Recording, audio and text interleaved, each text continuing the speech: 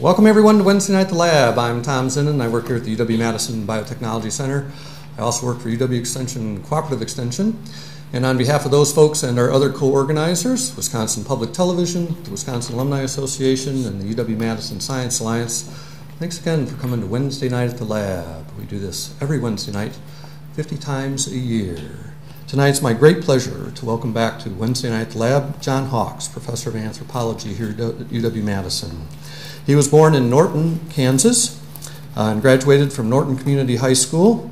Then he went to Kansas State University, where he studied English, French, and anthropology. Then he went to Michigan, got his PhD in anthropology, did a postdoc at the University of Utah, and then came to UW-Madison in 2002. That's a testimony to what an extraordinary presenter John is, and what a great story he has to tell. In the back, your name is Sandy. What's your friend's name? Which friend? You, yeah. Say again? Paul. Paul. Paul just told me that this is the first time he's been in a lecture hall at the University of Wisconsin-Madison since 1968. And I think that's a great testimony to what you can do. I was here last night. But if there's a better storyteller, let me know. If there's better stories, let me know than what John Hawks is going to share with us. I think in future years, people will look back at this recording and think, man, I wish I was there to see it in person. And you are all lucky enough to see and hear John Hawks tell us about his latest update on Homo Naledi. Please join me in welcoming John Hawks back to Wednesday night.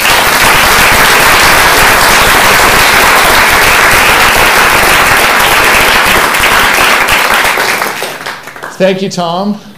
Thank you, everyone, for coming out.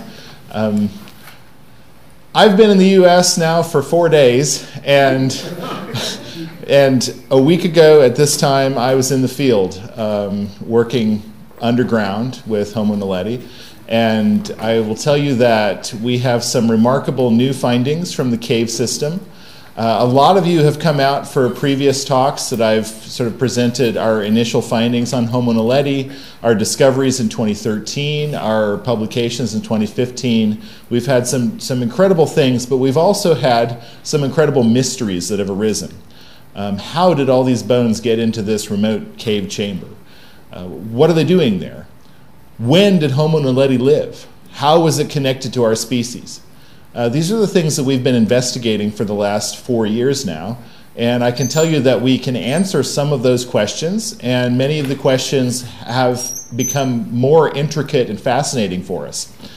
I know that some of you haven't heard all of this story before, and so I have to present sort of how the cave was found and where I come into the story and what the excavation was and why this was news in the first place. And I'll do that in the first part of tonight's lecture.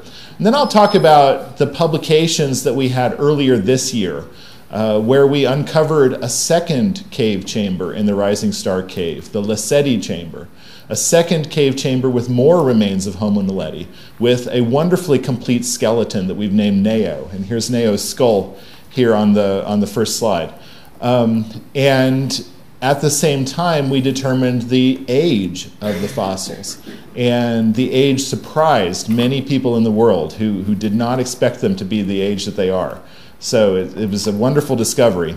But in the last third of the lecture, I want to focus on what we're doing now and what our most recent field excavation has uncovered. This is the newest stuff. This is stuff that I didn't know last week at this time, right? So I will give it to you unfiltered, and some of it may be stuff for the history books, and some of it I may change my mind about 2 weeks from now, but we'll certainly give you the freshest take on it. And you guys are the first people outside of South Africa to know any of this, except for the people at the University of Alabama, because Lee beat me at this for 1 day. 1 day.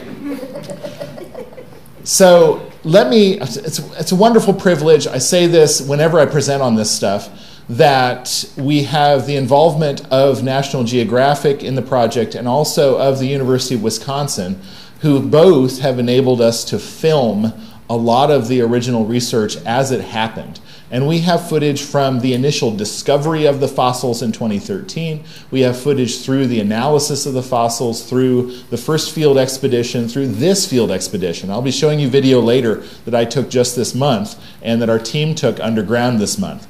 So it's wonderful because I get to show you some of this stuff and allow people to tell their own story in their own words. And one of the most important parts of that is the discovery of the fossils. So I'm going to show you here Stephen Tucker, who was the first person to enter the Dinaletti Chamber. Caving has always been great. Caving, you want to answer that question of what's around the next corner. That's like always the question you want to know. It's mostly fueled by curiosity. But as you get into caving more and more, the scientific side of it comes into it. You want to know, how did these places form? What happened here millions of years ago? What happened here billions of years ago? Basically, it creates a fascination with this whole environment. In my wildest dreams, I would never have thought that caving would take me to what's happening here. You can almost call this a bit of an accident. So my caving buddy and me, Rick, we were out exploring this cave on a Friday night. We'd gone into a very remote section of the cave, part that I'd never been in before, and in that section, well, we stumbled upon fossils. Yeah, at first we didn't exactly know what fossils yet. We started looking around a bit more until we found a mandible, and that was when we knew this was probably hominid. That was when we got excited about it. And since this discovery, it's crazy what's happening here. So that was the discovery of the fossils. It occurred September 13th, 2013, so that's 4 years ago. We celebrated the 4th anniversary last month. Steve, at the time, was studying to be an accountant, and Rick was unemployed and basically a super, super clever guy who loved to cave on the weekends, and these two guys were exploring for fossils. They were working with my friend Lee Berger, who is a National Geographic explorer in residence and also professor at the University of Witwatersrand. Lee is famous for having discovered Australopithecus sediba in 2008. And the story of sediba goes that his son found the fossil. The story of Naledi goes that these cavers found the fossil. They were looking for fossils, and in this cave, which is less than 800 meters away from one of the most famous fossil sites in the world, Swartkrans, less than 1.5 kilometers from Sterkfontein, the largest fossil hominin assemblage in Africa at the time. This area that within 2 kilometers are 5 famous hominin fossil sites, no one had ever located any fossils in this cave. They're there. And these guys found on that first trip not only the Dinaletti Chamber, but also they went through a second chamber, the Lacetti Chamber. And I'll show you that chamber later. They didn't recognize at the time what it was. Only after we began working in the Dinaletti Chamber did they realize, hey, we've seen something else like this. Maybe you guys would be interested. Stephen no longer is an accountant. He now is a full-time explorer for our exploration team, as is Rick. And we have an exploration team that's in the field every day, professional explorers, and they are at this point some of the most experienced cave explorers in the world. Stephen, however, can be trusted to review a budget.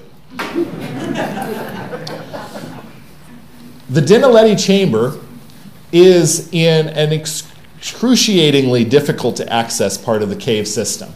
The entrance that we use, the closest entrance to this, in order to reach the Dinaletti Chamber, you have to go through some very serious vertical climbs.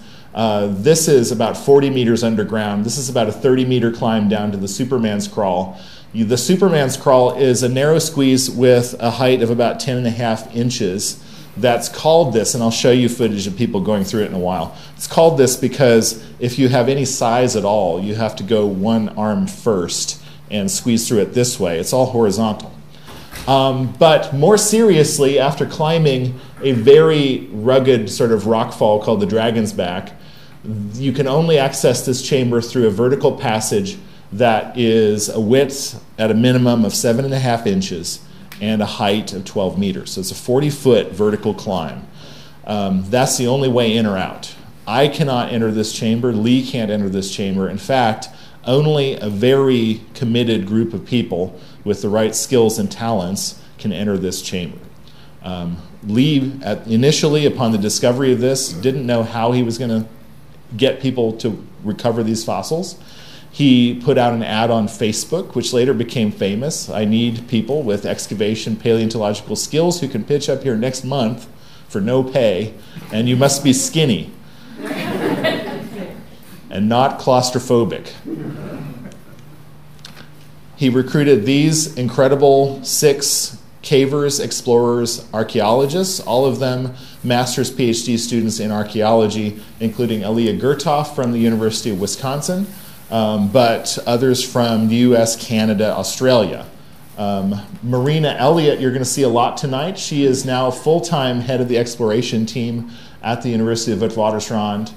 Just this last month, we had Becca, Ellen, Hannah, all out with Marina for our last field expedition. So the archaeologists who were initially involved remain committed with us. Rick Hunter, who you saw in the video, is married now to Lindsay Hunter. Yeah, don't giggle. This is the sort of thing that camp people like me are supposed to prevent from happening. And I can't. I'm not a good chaperone, sorry. I've got 3 teenage daughters. I have my priorities. This is the opening to the chute, and I want to show you some video. We have, on this trip, managed to get some extraordinary video of some of these passageways through the cave that we haven't been able to get video in before. Now we can use a Steadicam setup with the GoPro that, with the right lighting situation, can actually see into some of these chambers. So I'm going to show you what it's like to go down this chute. This is the first time I've shown this video anywhere, so we'll see if it comes out all right. Are you going into that crack? Sure, I can go into this crack. That makes sense. Yeah. This is Becca. Becca she's just about 4'10", and she can fit into things that no one else on the team can. And you're going to see her squeeze into this crack that none of the rest of the team knew was there. And we're going to have a camera switch now. I'll give this back to you. And then I'll get higher. And here goes Marina up this next section of the chute. You're not going anywhere.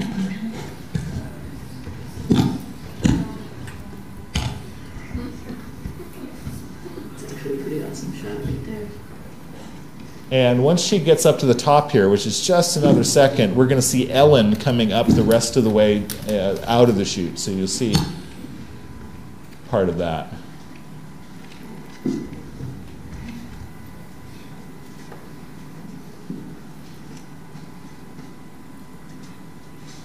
This part of the cave is actually a dotted line. You saw that the map that I showed you earlier had its laser scan data through the entire cave. We have three-dimensional point cloud data from lasers, and this is the one part of the cave that we can't actually get the laser into.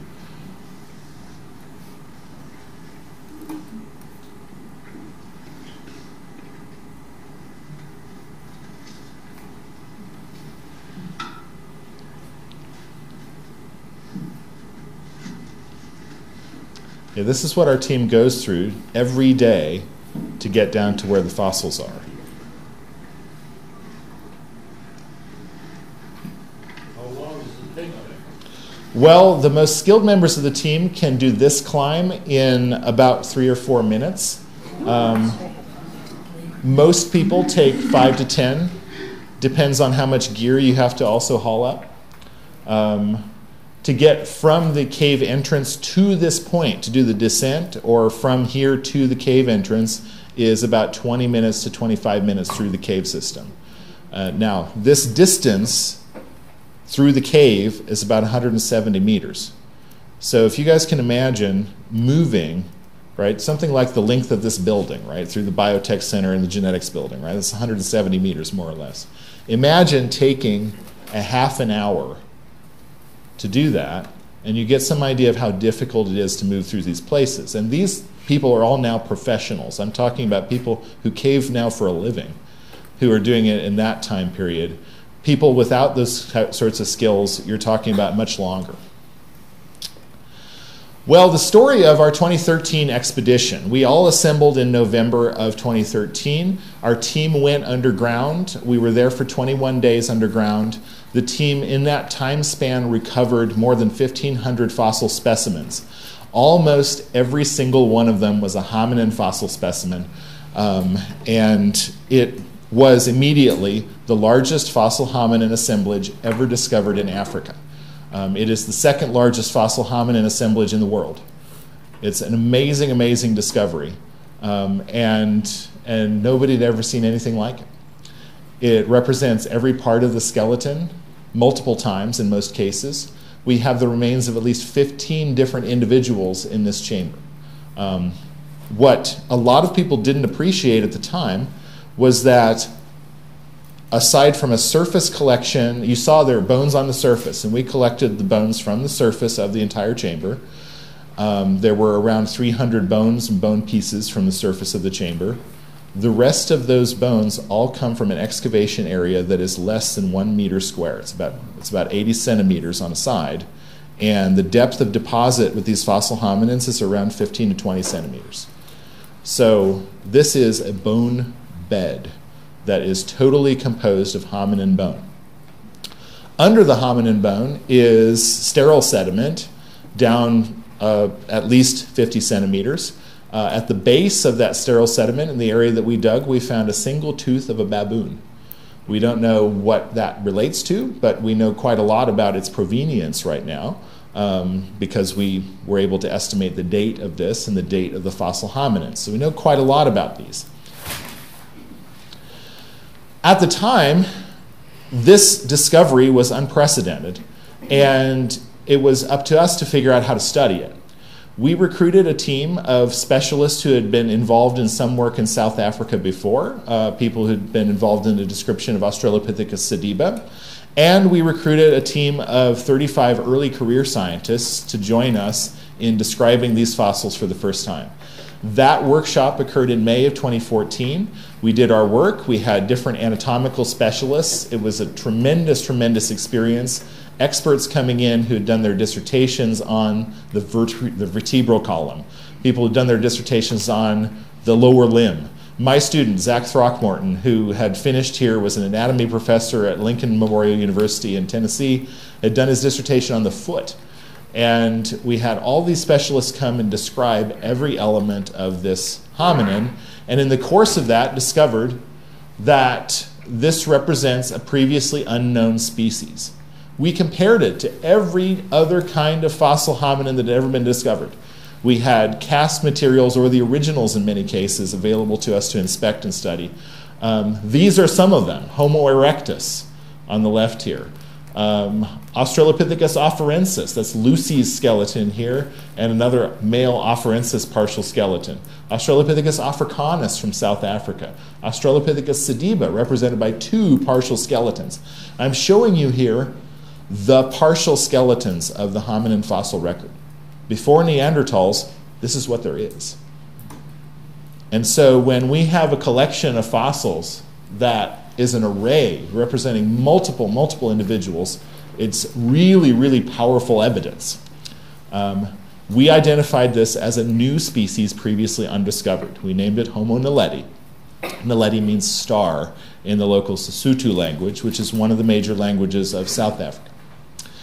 So Naledi is very interesting because it's different from other fossil hominins in ways that we did not expect fossil hominins would be.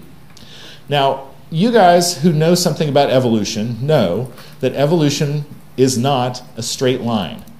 It doesn't occur in the famous illustration of a hunched ape-like thing becoming slowly human-like, step by step, right? It doesn't happen that way. Our ancestry was complicated. There were multiple branches that form a tree.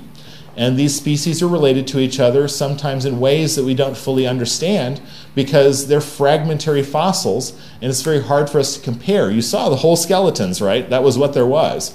Every other piece of thing that we have is a fragment of one kind or another. And we have some extraordinary samples of fossil hominin teeth and jaws, and in some cases skulls.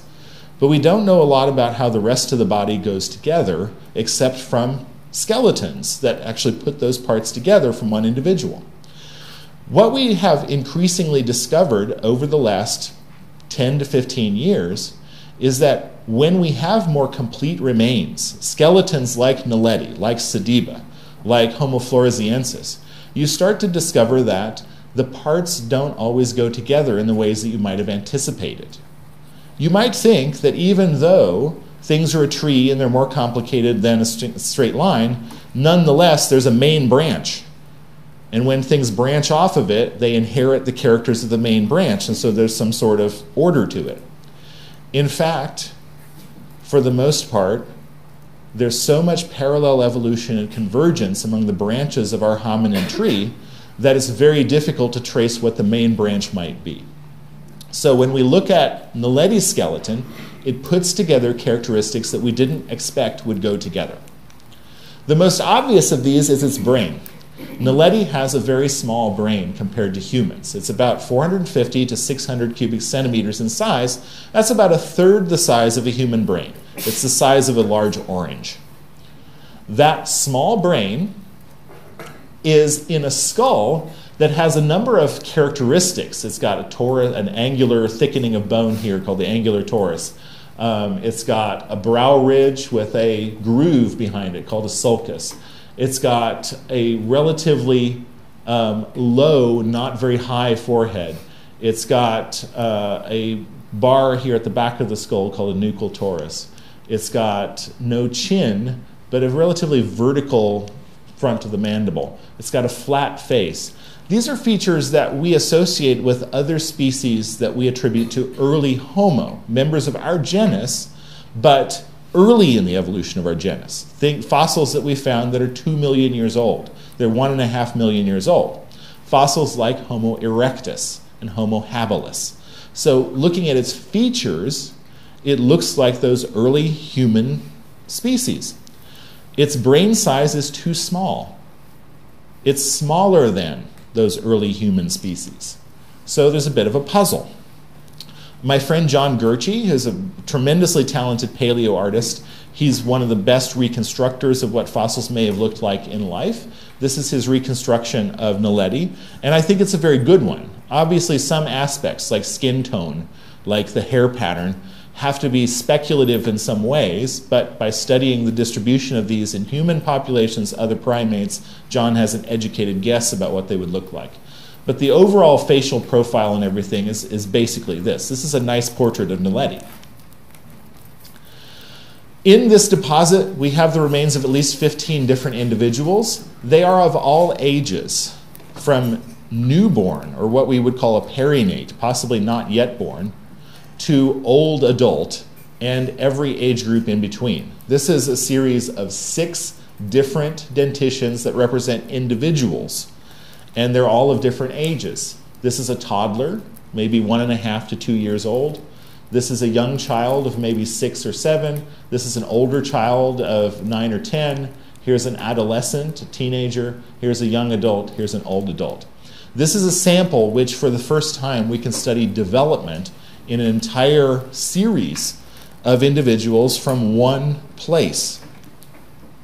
One of the things that we've learned by studying this particular dentition, this older child's dentition, is that its development is strikingly human-like.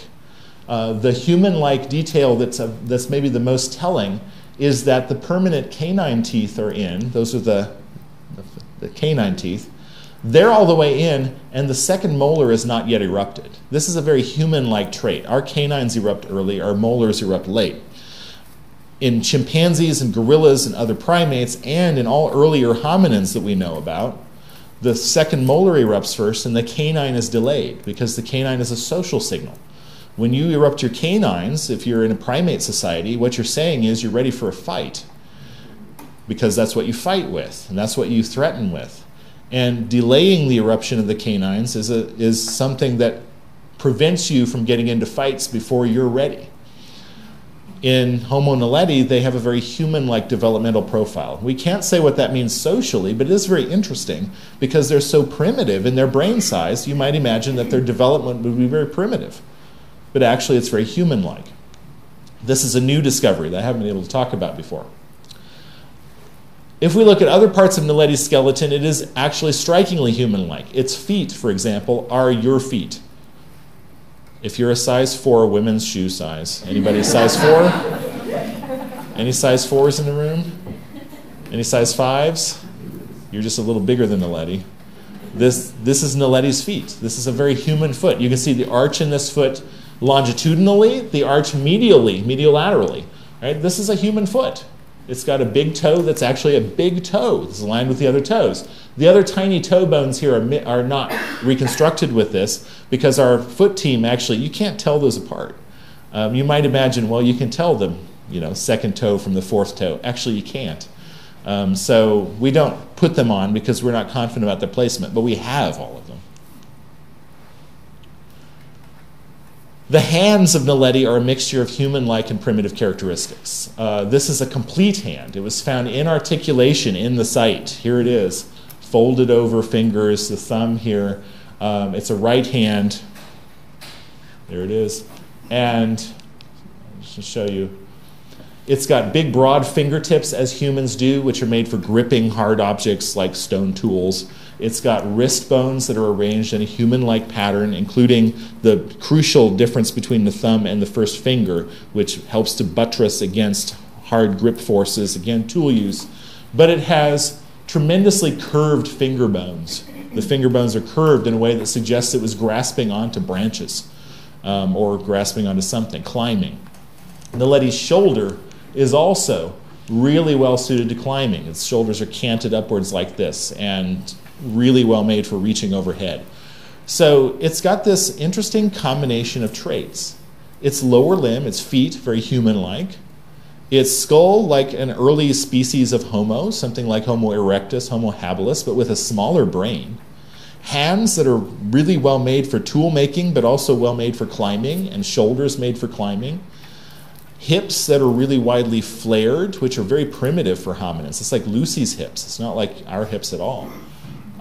It is a weird combination of traits. We've never seen it before. It has features that we've never seen before in any hominin species. So for all those reasons, we're really confident this is something new that we hadn't seen before. And this is John's, again, reconstruction of what Naledi would have looked like standing here. This is Lucy, Australopithecus afarensis, and the Turkana boy, Homo erectus. And you can see that they're really visually different. If you were looking at Erectus and Naledi from a long ways away, from 100 meters away, you might think, well, they're not so different. But as you get closer, you start to notice that these people don't look like the others. They don't look like us. Their heads are wrong. They're standing in sort of an odd posture. They walk like humans do, but there's something different about them. And as you get closer and closer, you start to notice those primitive features. This is a really different species.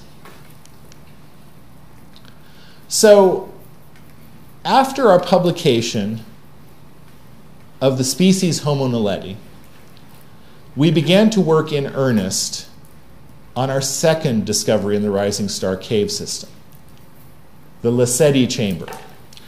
This is a layout of the cave as a whole. This is our cave map. Our entrance is here. And the Dinaletti Chamber, I've described the pathway to it, it's over here. It's around 100 meters linear distance from the entrance, but around 160 meters through the cave to get there. In linear distance in a totally different direction is a second chamber, the Lacetti Chamber. The Lacetti Chamber is not as difficult to access as the Dinaletti Chamber. Nonetheless, it is difficult. There are multiple squeezes between the entrance and the Lacetti Chamber. I'll show you from the main surface entrance, there is a big squeeze, or I should say a small squeeze, that we've come to call the burger box. The reason why is that Lee went to the Lacetti Chamber one time and didn't get back out. He was stuck at this place. And the reason why is you can see it's an uphill climb, and actually It's easy to go down through it, relatively speaking. It's about a 10.5, no, it's not 10.5 inches. It's about a 9-inch squeeze. So Lee can fit through it that way. I felt that I couldn't, and so I didn't go that time. But you have to get purchase against the ground in order to get back up through it, and that takes different muscles, and it does going up, and people with long legs have a disadvantage. And he was stuck there for 45 minutes. It was crazy. We had to pull him out like Winnie the Pooh out of a stump. So Lee has never been to the Lacetti Chamber again, and I've never been at all. There are a number of climbs through this and then a vertical drop into the chamber. In this chamber were bones, again, exposed on the surface. During 2014 and 2015 into 2016, our team, led by Marina Elliott, excavated in the Lacetti Chamber and recovered the bones of Neo. In addition to at least 2 other individuals of Homo Naledi, 1 juvenile, 1 young child, and 1 other adult. Neo. Neo means gift in Setswana, which is another one of the local languages. Neo is one of the most incredible. Here's Marina working in the Lacetti Chamber with Ashley Kruger, our specialist in 3D. All of these images that we have from the caves and the maps and everything involve Ashley creating these from the 3D data. Before I leave this, because it might not be easy for me to get back to it, I want to point you to this little area in the chambers where we found Neo. His skeleton was mostly in this blind tunnel, which is off the main part of the chamber. The main part of the chamber has clearly had a huge amount of sediment removal, and where sediment remains, there is fossil material exposed, including up here in the north-south fracture passage, down here in this part of the chamber, and here in the side. We speculate that this was once a formation very much like the Dinaletti chamber, full of bones, and parts of that have been removed over time by erosion, so we've lost bones. We do have some ideas of where bones go to after they leave this chamber, and our current excavations last month were focused right here next to Neo, and we found a couple of additional small pieces of the Neoskeleton. We haven't gotten down past the level that we found Neo at, however, so there may be more yet to be found. The Neoskeleton is one of the most complete fossil hominin skeletons ever discovered. It is amazing. I was privileged to be able to lead the description of it that we published earlier this year. Here's Neo's mandible. Here is the most complete mandible from the Dinaletti chamber. You can see that they are nearly identical to each other. The form of the teeth, the proportions of the different teeth. This is a bit more worn. It's an older adult than this individual. Cranially, you can see that Neo is a more complete version of the cranial material we have from the Dinaletti chamber. The Dinaletti chamber hominins are almost morphologically identical to each other. They're really, really similar. They are more similar in things we can measure than humans from small populations today are similar. So we're looking at something that's like a population in terms of its variability. This is also true when you add Neo and the other Lacetti material. You don't add more variation. They look like they're parts of this same population. Neo's skull from many angles. It's a beautiful thing. Neo also has a relatively complete femur, and from this we know quite a lot about his size. This is the best femur we have, this one, and we've estimated the total length of it from these. I want to show you some, and we have a relatively complete endocast, about 600 cubic centimeters. It's a bit bigger than any of the ones we have from the Dinaletti chamber. Okay, so I don't want to go into super detail about biology, although I get really excited about biology. I do want to say that this is all published in open access, and you guys can download it and read it, and all these charts are there, and it's wonderful. But I wanted to show you a few things. The brain of Naledi, its size, as you can see, is smaller on average than any other species of early Homo. It is a bit bigger than Homo floresiensis, the very late surviving hominin species on the island of Flores. So It's not by any means outside the range of what we see in things we attribute to Homo, but it is very much on the small end. It overlaps with Australopithecus species, so small brain. Its femora are very human-like in their length. These are erectus femora, and this is Naletti's adult, this is Neo's femur, this is a juvenile femur of Naledi, this is Lucy's femur. So you can see that in terms of height, they're human-like, small human, but human-like. In terms of their teeth, I get really excited about teeth, unnaturally so maybe. And especially when you've got so many teeth of Naledi. But one of the impressive things about their teeth, this is a human all the way at the far right. These are all erectus teeth in between the human here and Naledi. And this is a habilis dentition, and these are Australopithecus. This is Africanus and Afarensis, right? So these are all hominin species. And what you can see is that when you look at Naletti's teeth, they are smaller than the habilis teeth. They're smaller than erectus teeth. They're more human-sized. But these molars, the first molar is smaller, the second molar is bigger, the third molar is biggest.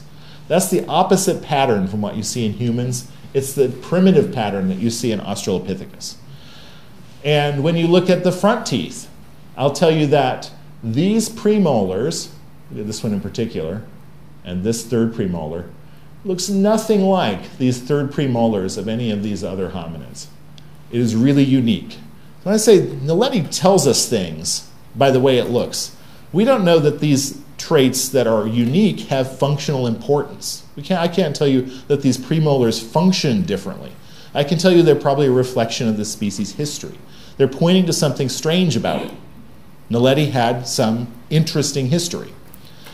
But functionally, its teeth are working a lot like human teeth, more so than these other early species of Homo. Yeah, this is tooth size, and I love this. Here's Naledi. Here are these habilis erectus things, big teeth. And we think of humans as having relatively small teeth, and Homo as having small teeth because of a high-quality diet. They're hunting, they're using tools, etc. Naledi is using more tools. It's hunting better, or something. Naledi compared to other species, and I want to show you the contrast. Here's Naledi, and you can see that in general terms it looks a lot like something like habilis, or something like a small erectus skull, like this one from the Republic of Georgia. This is a big erectus skull. That next to Naledi, whoa, they look really different, right? Very different in size. Here's a modern human skull, one of the earliest modern humans. And you can see that this is, I'm going to show you this right next to each other in just a second. So, all right. Naledi, we worked really hard to figure out how old these fossils were. Last time I updated you guys about Naledi, I said we don't know how old they are. And we really didn't.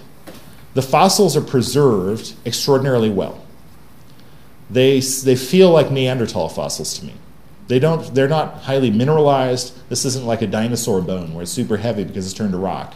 This is bone that's lost most of its organic content and has some slight degree of replacement with calcite, but not a lot of replacement. And that tells us something, but not as much as you might expect. I have studied bones that are 2 million years old that are like this. But I've studied bones that are Bronze Age that are like this as well. So it's very difficult to tell from the preservation, but these bones were in a soft sediment. It seemed like very strange that they might have been preserved for millions of years in that context. It would be very exceptional. So we looked at that and said, wow, okay, we can't say how old these are, but there's something very interesting and strange about the context we found them. Morphologically, looking at what they look like, everybody said they look like fossils that are 2 million years old. That's how old they should be. We had colleagues publish papers saying, we believe these fossils will be 2 million years old. Boy, that is the dumbest thing in the world. to say, oh, the evidence points to them being 2 million years old, but I'll have to wait and see what the geologists say. This sounds like this is like setting yourself up for a fall. So our geology team, here you can see them taking samples. Here are some of the flowstone samples that they've taken out of the chamber, including this one, which is super cool because it's got Homo Naledi bone embedded in it, right? We can figure out the ages of flowstones because they contain uranium from groundwater, and that uranium decays, part of it, over time into thorium and lead. And so we get an estimate of how old the flowstone is when it formed. And that doesn't tell us perfectly how old the fossils are, but we can also look at the teeth of these fossils themselves, and with the aid of a laser, take tiny, tiny samples across them to determine the concentration of uranium and thorium in the teeth.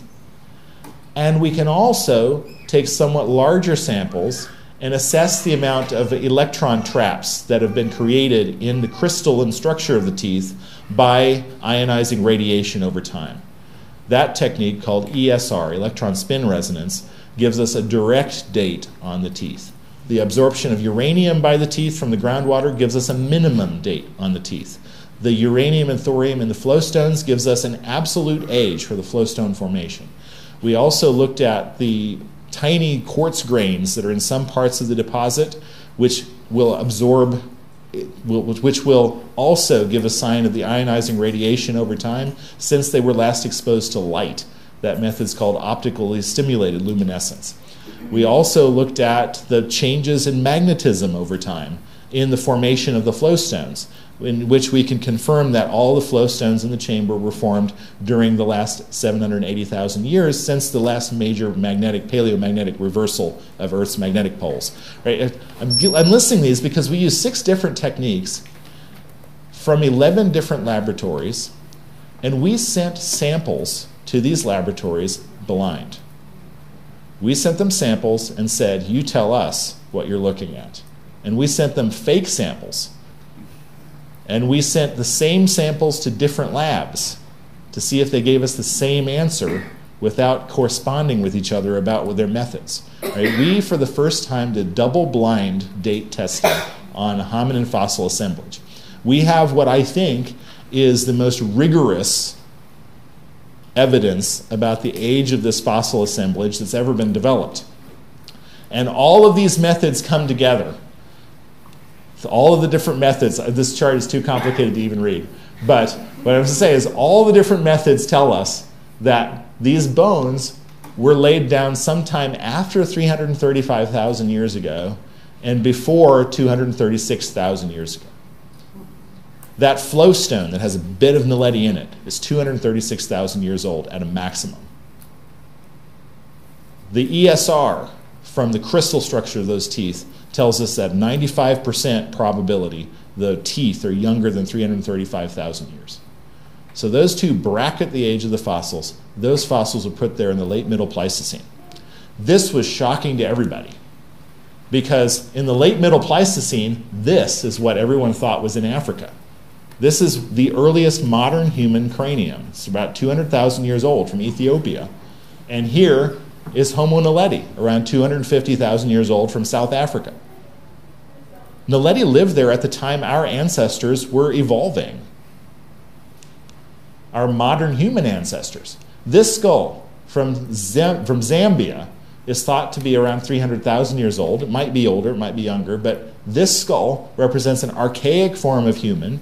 Big brain, more than double the size of Naledi's brain. Big brow ridge, massive face, big hominin. And Naledi is there less than 1,000 kilometers away at the same time. Naledi did evolve 2 million years ago. It did branch from our ancestry sometime that antiquity. And it survived alongside of all of these other kinds of hominins until at least 300,000 years ago. Naledi was there in the human story and we didn't notice it. This is shocking. How is Naledi related to us? I can tell you we don't really know. I don't know. I like to put question marks on the tree. I've got Naledi here in its proper age, right? Here it is, 250,000 years ago, just before modern humans, at the same time that Neanderthals are evolving in Europe, at the same time that archaic forms of humans are evolving in Africa, well after Homo erectus existed, but the hobbits hang on. But how these are all related, we don't know. The reason why we don't know is when we look at one set of characters in one way. These are all from the skull and the teeth, these features that we looked at. When we look at one set of characters in one way, Naledi looks like it belongs to the earliest branches of our genus. It comes from way deep. And sapiens, Neanderthals, erectus, these primitive habilis, all those forms are closer to each other.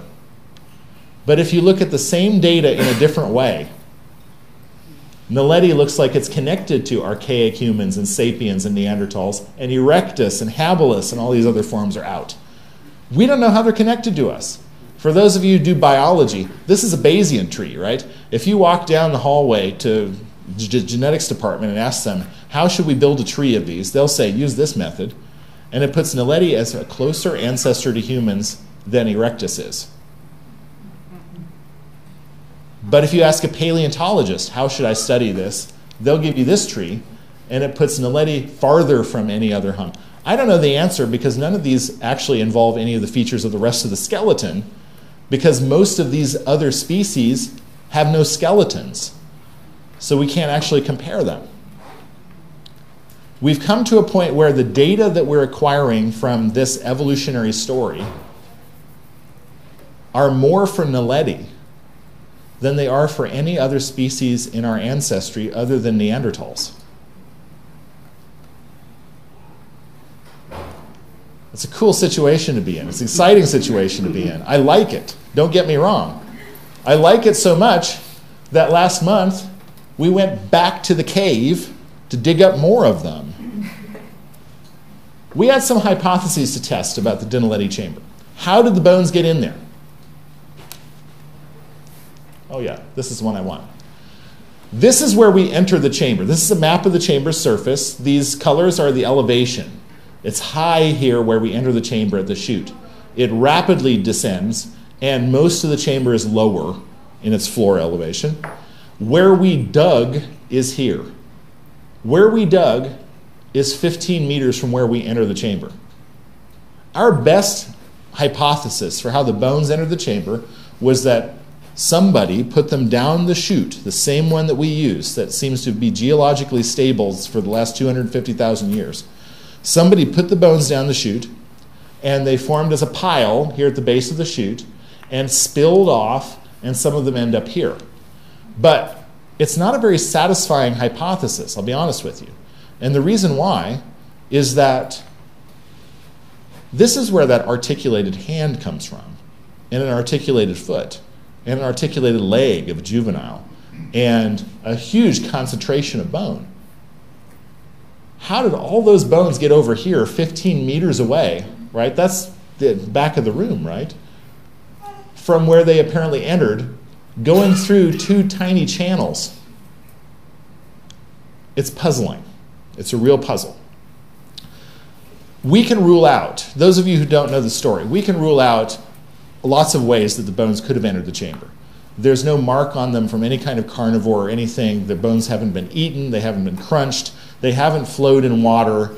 The sediment that they're deposited in is endogenous to this chamber. It hasn't come from nearby chambers. There's no wash of gravel and stuff that would come in from outside. They entered the way that we enter. Whether they got through the rest of the cave the way we do is uncertain, because the rest of the cave may well have changed quite a lot. But the Dinaletti chamber was very much the way it is.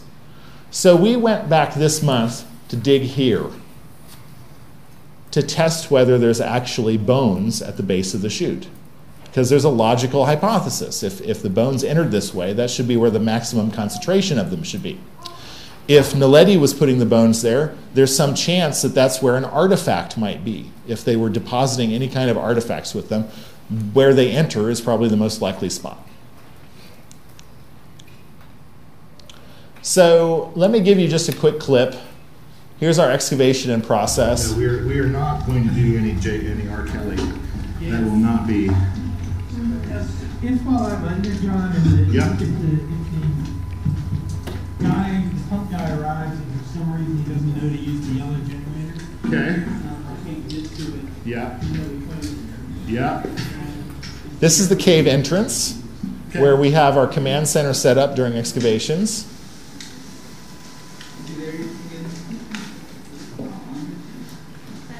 So where was the snake? You go down to The pathway to the Dinaletti Chamber is back in the back there. Here is Becca Peixado working at the base of the chute.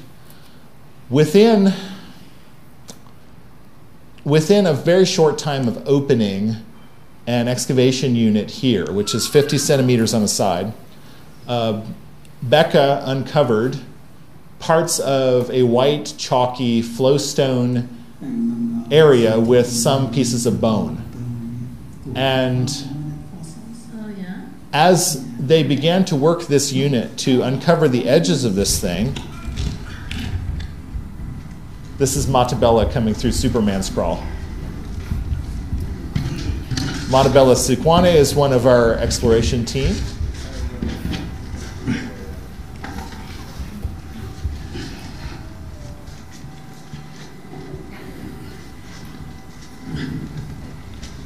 It seems it's black on light. There we go. Look, it's Marina and Hal. Almost. I think I can see him. I'm going to show you this last clip because as they were working that edge of that whitened area and determining its extent, it wasn't clear exactly what we were looking at. It was clear there were bone shards in it and flowstone pieces. As they began to work, they uncovered a set of maxillary teeth in position. So it was clear that what we're looking at is a skull that is crushed there, mostly gone. The skull fragments are basically down to nothing. But as they continued to expand that unit and dig down, at the end about 20 centimeters down, they found that the lower edge of this, downslope from the chute, and we're literally talking about a distance like this, downslope from the chute had a number of much better preserved bones, including articulated parts of a hand, including what appears to be an articulated part of a rib cage, a shoulder. We're looking in that area at the base of the chute at a partial hominin skeleton there. That partial hominin skeleton remains there. We exposed the outline of it down to where our excavation unit ended. And we left it in place because we will have to recover this from the cave whole in order to study it in the laboratory. We're going to have to consolidate it, which is going to be a serious task because these sediments are wet. And those of you who know archaeological preservation know that wet things are terrible. We're going to have to replace some of that moisture with a hardened plastic consolidant so that we can take this out of the cave as a whole element, through the chute, out and study it by preparing it in the laboratory, get the information that's there to be had in the arrangement of this skeleton. But at the same time, we put some of our best cavers deep into the Dinaletti Chamber's most difficult to access recesses in order to try to understand that part of the system. This is Marina in one of those places which we've come to call Hades. Yeah, I'm going to skip this in a second and talk about... Yeah, okay. The Dinaletti area where we excavated is here. There is a tremendous jumble of fallen rock and all kinds of things back in this part of the cave system that we call chaos. And behind that, there are passageways that we've begun to name. And as you can tell, with names like Hades, Purgatory, and Limbo, these are places that our team has a real problem getting into. In fact, only the best, smallest cavers can get into these places. I'm going to show you a little bit of video of what it's like to get into this stuff. So here's Steve Tucker, and you're going to see him squeeze through this, and as you're about to see, his helmet isn't going to fit. And so he's going to take it off to squeeze his head through this.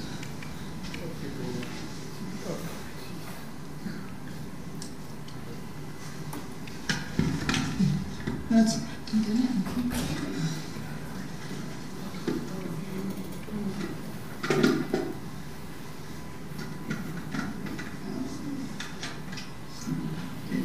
And what I want to do just is, hopefully the video will cooperate, zoom to the back of this, and you're going to see Marina. The same passage, this is all one contiguous clip, but I just want to show you, this is what these are like. These passageways that are leading off are blind tunnels that eventually lead nowhere.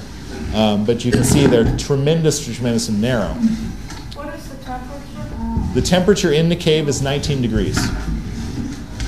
Celsius, sorry, it's 19 degrees Celsius. This crap. I wanted to show you this because this is purgatory. In purgatory, in Hades, in limbo, and in pandemonium, the named places, we have hominin fossil remains on the floor. And this is how our team has to work to get to them. How did they turn around to get out? I think that that's something you don't ask a lady.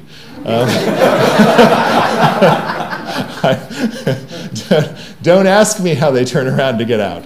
I don't understand how they do some of the things that they do, but you can see exactly what's necessary to get there. There are places back here that Becca cannot get to because it depends exactly what your height is, whether the narrow parts of your body correspond to the narrow parts of the rock. It is crazy what's going on back in these passages. And the fact that we have hominin remains on the floor of some of these very remote passages is very interesting. I can't explain it. There they are. So in terms of testing our hypothesis about is there bone at the base of the chute, there's bone in abundance at the base of the chute. There's articulated bone at the base of the chute. There's a skeleton there. We've opened a second unit that downslopes slightly that has additional skull parts that may represent the same individual or may represent a second individual in that area of the cave. That's not really what we expect for a pile of bodies, actually. It's too good. We also don't expect these places, which are more than 30 meters from the entrance that we use to enter this chamber, to have fossil remains in them. There's a puzzle there, and we don't fully understand the dimensions of this puzzle. Okay, I want to quickly say, at the same time, we were carrying out excavations in the Lacetti Chamber. And I just don't want to forget that we've done that. In the Lacetti Chamber, there was also an incredibly constrained area that we're working in. This is Ellen Feuerriegel, who's working in the excavation unit. And you can see that she's enclosed by chert blocks coming out from the wall of this and is working a few centimeters below where she's able to be. To excavate there, we had to erect a ladder and put up a horizontal one for our team to lie on and excavate in this very narrow spot. So we're reducing the level of sediment in this area, and hopefully we'll open up part of the sediments where Neo's body was arrayed. We're hoping to find additional parts of him. And we have found a couple of pieces in this that might be part of Neo. So we haven't gotten there to where we'd like to be yet. Okay, so that's the update that we have for this month. I have written about it online, so you can read the summary of this. Just to close, we have throughout the entire course of the project really worked hard to get material out to the public as it's happening, as fast as we can, to put people virtually into the cave while we're there, and to put material out so that we can access it. And of course, for me, working at the University of Wisconsin, this is really part of the Wisconsin idea. We can do no better to bring people into the science of human origins than to enable them to participate in the excavation to the degree that is possible. And of course, we're working in a World Heritage Site in one of the most difficult to access places on Earth with some of the rarest, most precious things. We can't bring people into the chamber physically, but we can use our technology to bring people there virtually. And I just want to emphasize that during this expedition, we were able to put internet down into the Lacetti and Dinaletti chambers, and we brought school kids in through National Geographic Explorer Classroom, through Skype, and through other mechanisms. Here's our team explaining how they're doing the excavations to a school in South Africa. We're bringing school kids in. Those sessions are on YouTube. Other schools can watch those. They're all there. We were able to bring the public in through Facebook Live using National Geographic's portal. And on that, we had at the excavation watching us 50,000 people interacting with us online. And we continue to do as much of that as we can. We've published the research in open access journals so that people can download and read them. Our first publications describing Naledi have been downloaded and read more than 400,000 times around the world. This is the Deputy President of South Africa, Cyril Ramaphosa. I don't dare say anything about their political situation, but he could be the next president. We'll see. But in addition to having the government engage at every level, through science and technology, through tourism, through the World Heritage Authority, we have the World Heritage Site itself has put the fossils of Naledi on exhibit. They're on exhibit now, the largest exhibit of fossil hominins ever put on for the public. And they're there for people to see, and people are seeing them in huge numbers, unprecedented numbers. It is an amazing thing to stand there and have school kids come through from all parts of South Africa to see the fossils for themselves, to repeat in whatever language they're speaking when they come in, Naledi, Homo Naledi. And it's an amazing story that's told in the exhibition, so I'm really proud of that. We started that in May, and that will be there at least through the year. So it's been an amazing experience. It's been an amazing public profile for the research. It's been some of the most voluminous research. We have in the last 2 years, since our first publication, published more than 550 peer-reviewed pages of research on Homo Naledi alone. Our team involves more than 100 scientists around the world in all aspects of biology. We are now publishing second-round science, what we call the more complicated analyses done in the laboratory. Things like the developmental work that you saw in the teeth. Things like studying the actual wear chipping on the teeth to compare them to other populations of humans and other primates. We're now studying the isotopic signatures in the teeth. We have not had success in getting DNA evidence out of the teeth. We have tried very hard, so far without success. But we're very hopeful that we will have evidence from proteins out of the teeth. So we're going to have some tremendous evidence coming out about Naledi as we move forward. But what we've learned so far has really transformed the way that we think about human origins. It's an amazing project. It continues. And I hope that you'll all continue to follow along. Because certainly from the Wisconsin point of view, we're going to be there working as long as we can. All right, thank you, everyone.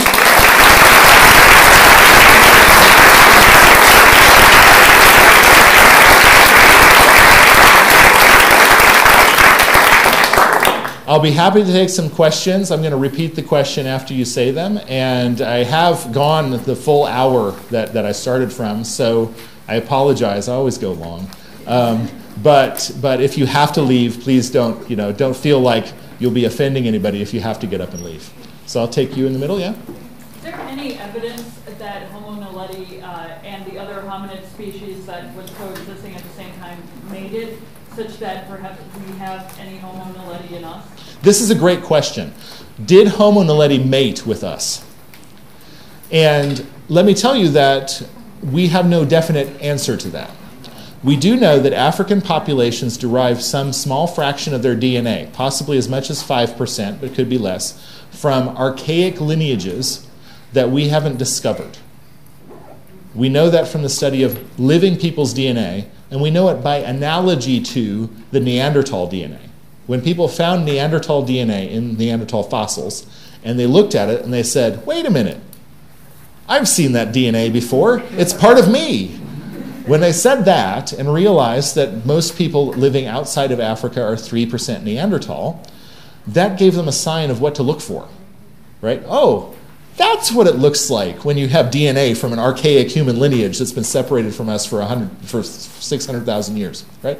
So once you saw that signature, people started looking elsewhere. They found the signature in Melanesia. This isn't Neanderthal, this is something else. And almost at the same time, they discovered a fossil specimen from Siberia that actually was that something else, the Denisovans. So we're pretty confident we know what to look for. In Africa, there is a sign of some archaic lineage that's contributed to some populations. What we don't know is the identity of that lineage. It could be something like the archaic human skulls I showed you that existed in Africa. It could be something like Naledi. What we don't know is what it is. It's a mystery. We do know, the genetics tell us, that whatever it is that was mixing with Africans was here maybe as recently as 20,000 years ago. We don't know when Naledi became extinct.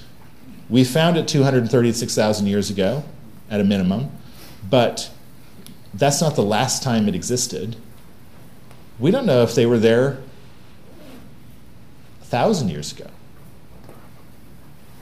We don't know if they were there 100,000 years ago for sure.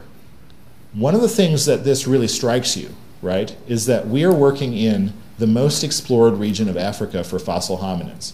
I told you, there are all these sites within, right? I take this message to heart. There's something there still to discover, massive, major, that had never been seen before, in a place where everyone has been looking. Lots of Africa has not been looked at. And you know of great fossil discoveries in Kenya, Tanzania, Ethiopia, etc., and South Africa. There are great fossil discoveries. But the areas of Africa that have actually been explored systematically are like pinpoints on the map. Huge areas of Africa remain to be explored. And I would guess, right now, if I'm putting money into this, I would say, I think we're going to find more other things. Right? Naledi is not the last. Right? Naledi tells us that there's more stuff out there to find. Yeah? What are the ethical and the logistical issues involved in maybe opening up some of those passages to make access easier? Yeah. Why don't we alter the cave? I will tell you that, it's a great question, right? And I can tell you that from our team's point of view, we have taken this very consistently with a conservation approach. We conserve the natural outlines of the cave. There are two reasons for this. One is our teams have the right skills to get into these places.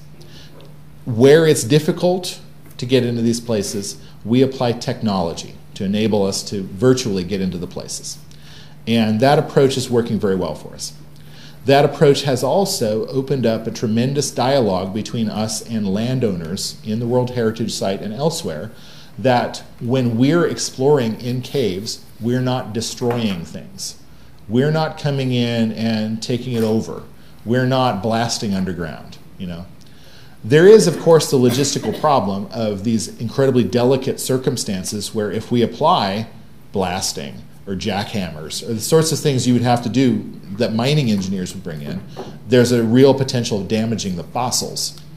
And so that's an issue. But maybe the core issue is there's a real possibility that Homo Naledi used this cave in a special way because it was special. And it's not our right to change the contours of this. There's something about this that we need to understand, that we need to bring out, that we have to actually have the contours of the cave to try to do. So, so from the science side, I think it's the right thing to do to not alter the chambers. You had your hand up, yeah. The baboon tooth, I think it is the only non-Naledi object in the cave. Does anything that you know about that tooth correlate with what you presume to know about Naledi? The tooth, we also did ESR testing on, and it's around 800,000 years old. It's vastly older than the Naledi deposit. We don't know whether that was an individual baboon who might have been able to access that chamber at an earlier time because the cave was different, or whether it's a juvenile baboon tooth, may derive from the same sorts of owl accumulated deposits that also put a load of tiny rodent bones in some parts of the chambers. Because owls do eat juvenile baboons. So we don't know for sure. This does derive from a sondage that we did deep into to try to see where the hominid deposit went, and it went down about 80 centimeters. So we've dug about this far, and there's a tooth in this. That dig is very narrow, and so we really don't know the extent of deposit that it might relate to. I can tell you that we've recovered some additional faunal material in these narrow cracks in the backs of the caves of the chamber system. In the Lacetti Chamber, we do have remains of small carnivores in addition to the hominins. We don't know whether they're the same age as the hominins, and in fact, we don't really know the age of the hominins other than they're very morphologically similar to the Dinaletti, so we speculate they're the same age, but they could be a different age. The carnivore remains are not, except for a couple of cases, found in what we think are the Naledi-bearing parts of the deposit. So we can't say for sure how they relate. Yeah, I'll take you. If you run across a big cache of teeth, there's just like, say, 100 teeth there. You say you don't have the ability to do DNA testing on these. How do you tell which teeth go with specimen A and which go with specimen B and which go with specimen C? Because you seem to have them all matched up pretty well. Teeth are fascinating, right? Because in your mouth, your teeth actually interact with each other. The teeth that are lined up in your mouth, one behind the other, actually wear against each other. And those wear facets are highly distinctive to those particular teeth. So they match each other, right? Because one tooth is wearing, the other tooth is wearing, and they make a facet that matches in curvature and extent. So we can actually match those facets and reconstruct the teeth of individuals without having DNA from them. That works as long as the teeth have been in long enough. With juveniles, that also works because juvenile teeth also wear. But there's, in addition to that, the stage of development. And another thing is that the morphology of the teeth is mirror image, right? So you can match the opposite sides of the mouth, and you can match the top and bottom that wear against each other that way. So you can do a lot. You can't do everything, and I would say that everything that we conjoin is a hypothesis. Some of those hypotheses are really well supported, and some of them are, in the absence of additional information, this is the best possibility, but we may find that there's another juvenile of this age.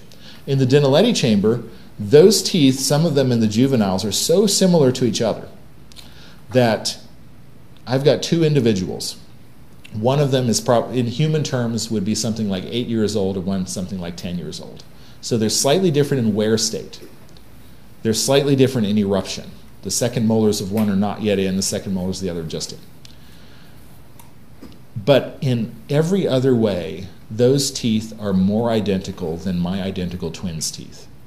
They are the same teeth in two different mouths. And it's just an indication that this is a, again, population that's limited in its variability, and it does become very difficult in cases like that to be certain, oh yeah, this tooth goes with that individual, this tooth goes with that individual. And we can always find that there are additional ones, as we have found at the base of the shoot.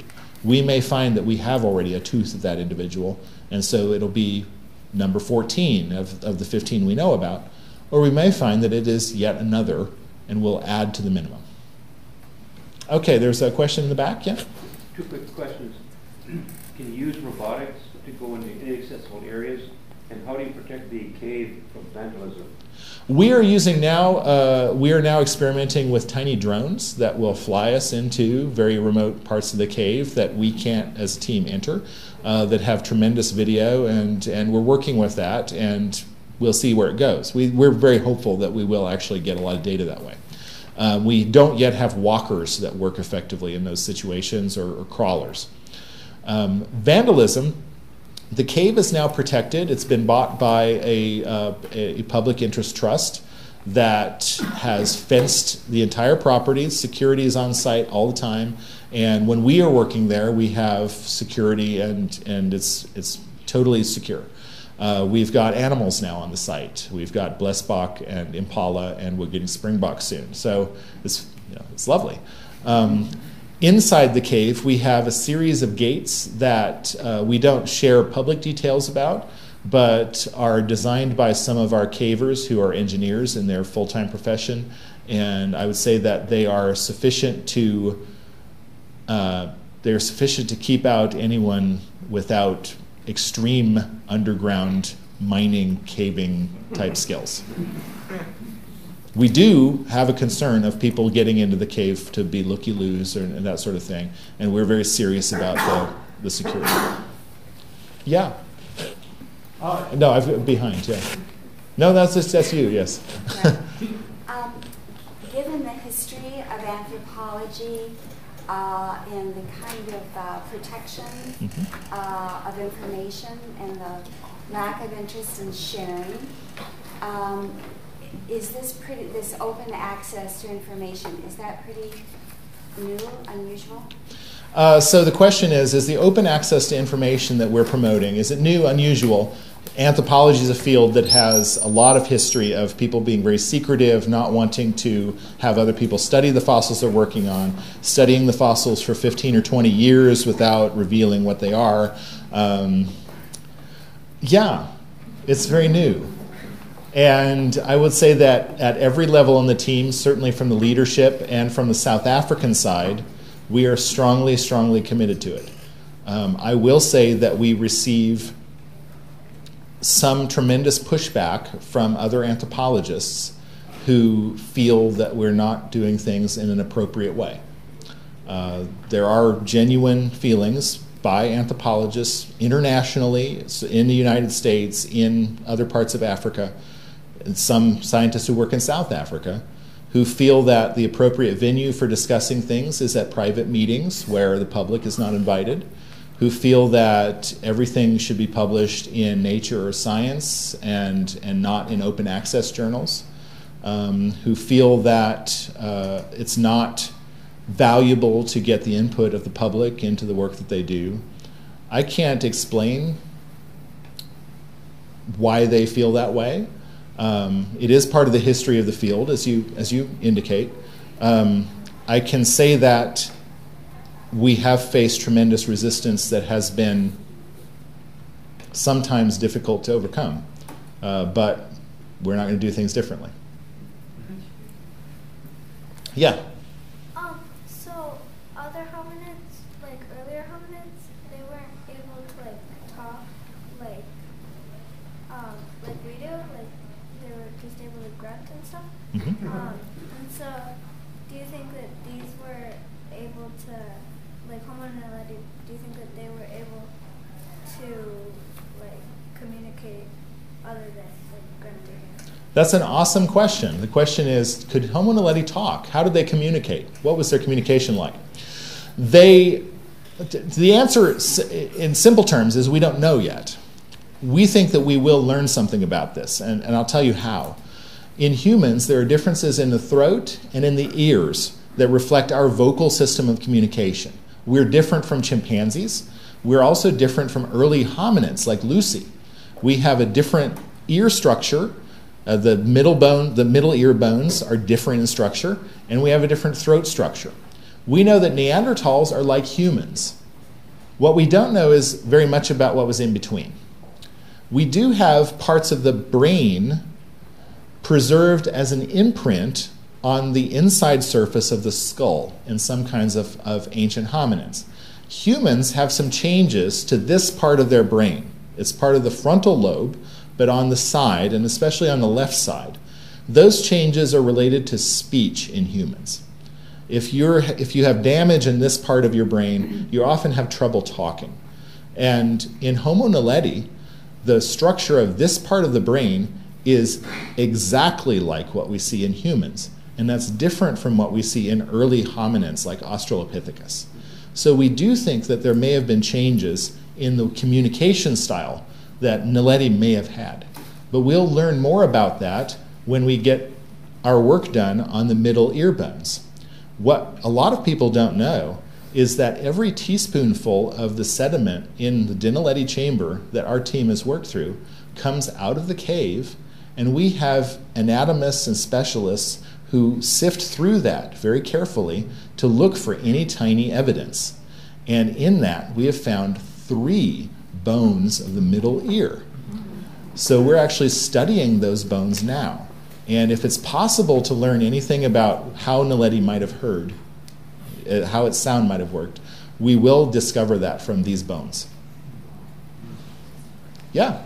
I wanted to just thank you for the awesome and inspirational nature of the work. It's just great. And a question I have for you is that this is a single site, and you talked about the relative the lack of variability. It seems to me that, you know, in human terms we talk about population bottleneck and limited variation, but this is just one site. Could it simply be that it is such extended familiar relationships, and it's not surprising that it is, or do you see something unique in the narrow? My feeling about this, if I was going to propose a hypothesis, the question is, with so low variability, it's just one site. Are you looking at an actual group, individuals who are related to each other, who knew each other? My hypothesis would be, yeah, we're looking at a group that might have existed for, as human hunter-gatherer groups do, for 100 years, a couple hundred years. And they were using this cave system during that time. And they would have used some large area of the surrounding landscape, and this was a place that they used, and a place that they returned maybe to deposit bodies as part of what they did there. But I imagine that they also used parts of the cave system as shelter. We may find archaeological remains of them in other parts of the cave.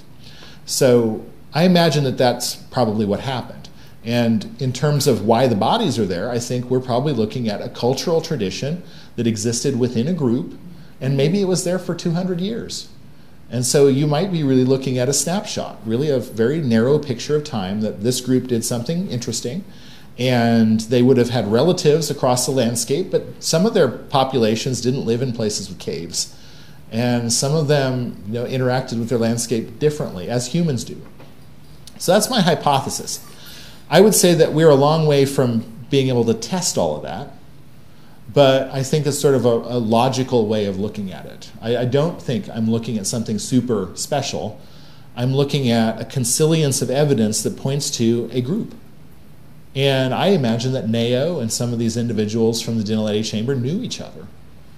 And I could imagine that the reason why they're there is that their friends thought it was, and their relatives thought, let's make sure that the hyenas don't eat these guys, you know, and that was what it was like.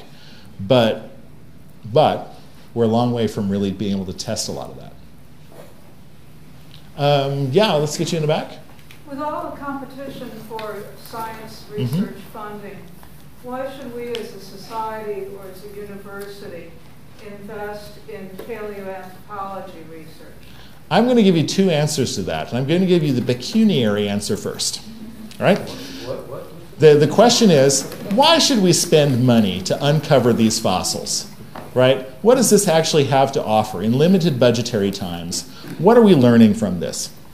Let me tell you first.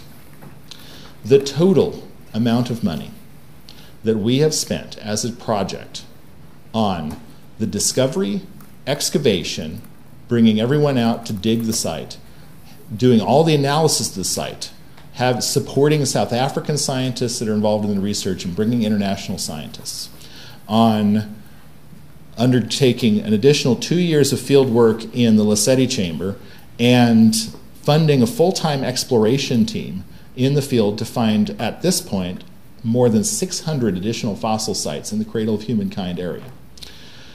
The amount that has cost is less than the amount that one of the NIH-funded labs in this building requires for its work. We're talking about, in that time span, less than $2 million in 4 years of work.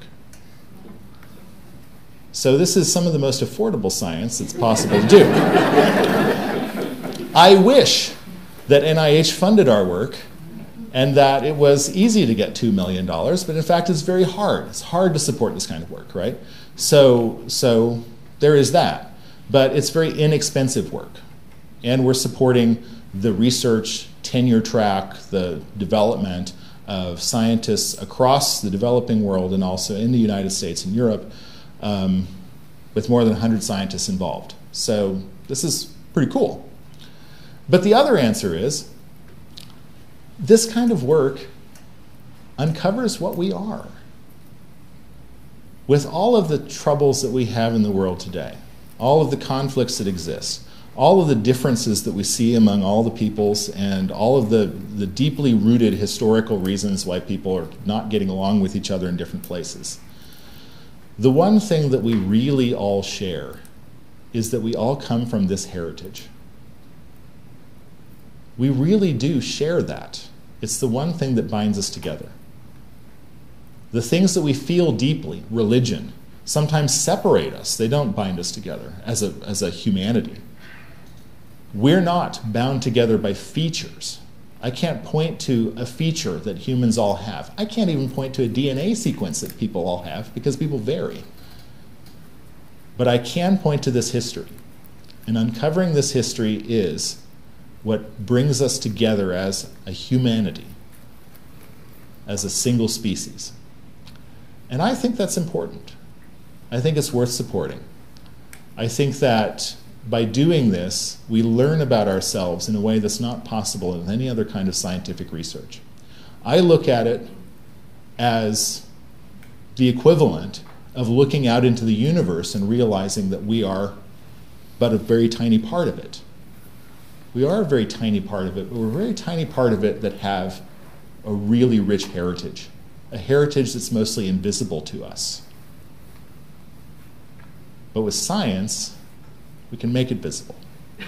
With science, we can take me into the Dinaletti Chamber, and I can be interacting with the people there and guiding the scientific work in it because we can do that in very much the same way that NASA does. We talk about underground astronauts in our work because it's really like that. It's like an extravehicular activity to get them down into the chamber and work there, and they have a protocol that's very much like astronauts on a spacewalk, and we guide them through remote comms, and if those comms are down, we stop, right? In very much the same way that you do for spacewalks.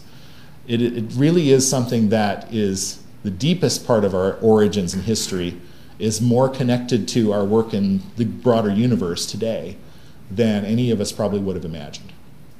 We think of people like the Leakeys in deserts who are, prospecting for fossils. I would say that's a real part of our field and our history, and it's the way a lot of us still work. But more and more we're connected across sciences. And those connections are so important in our work with the scientists we interact with around the world. They're shaping the way that we think about our species. They're also shaping the way that we're going to develop in the future. And I think it's worth doing. That was a wonderful question to end on.